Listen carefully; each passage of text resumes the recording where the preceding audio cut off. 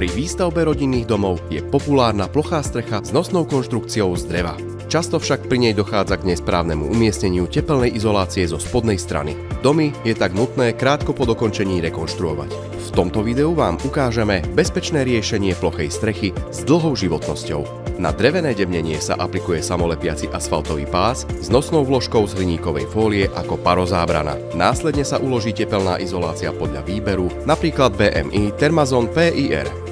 Voliteľnou opciou je tzv. Vodivá vrstva, ktorá umožní zistiť prípadné netesnosti strechy iskrovou skúškou. Ako hydroizoláciu navrhujeme použitie prémiového riešenia TPO fólie BMI Everguard bielej farby, ktorá sa ukotví k podkladu.